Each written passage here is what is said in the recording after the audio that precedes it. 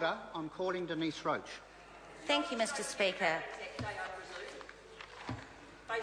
It's my pleasure to rise to support this bill, and I find it quite ironic that we're having this bill before the House in the darkest time of the year, and the time of Matariki, a time where it would be lovely to have more holidays, actually. That period from June, Queen's birthday weekend, until Labour weekend is one of the longest and the hardest roads that workers ever have to face. So it's quite a good idea to have this discussion about holidays and when we should have them.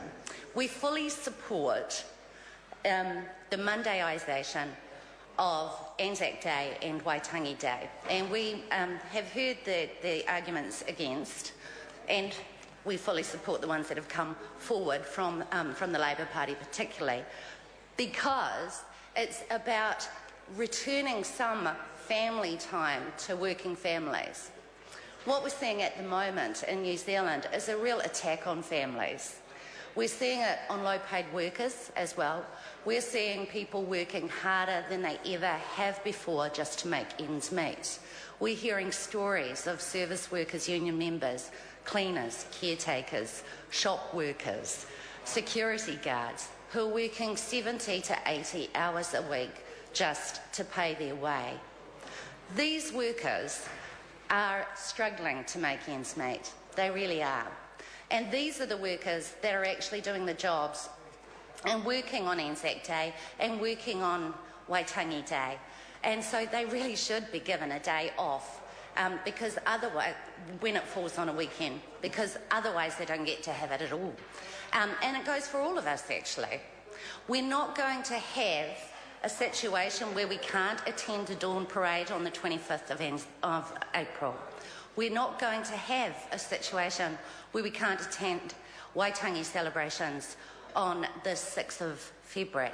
That's not going to happen. Those days are sacrosanct. We still celebrate Christmas on the 25th of December, despite the fact that if it falls on a weekend, we get the day off on the Monday or the Tuesday after Boxing Day.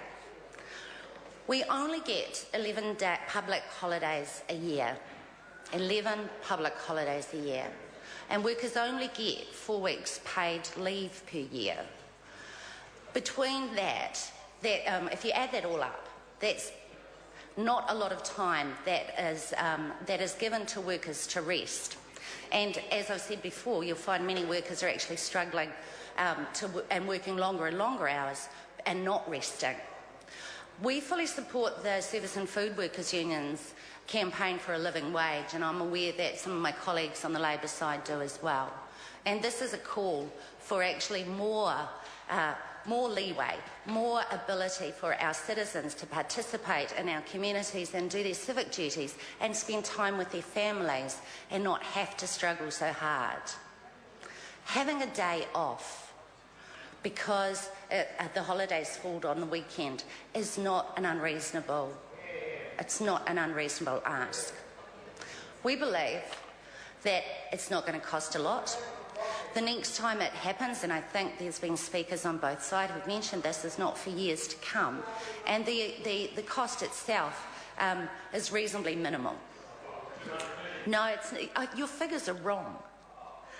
They are wrong because you've taken into account a whole bunch of things that shouldn't have been counted in there, including self-employed people.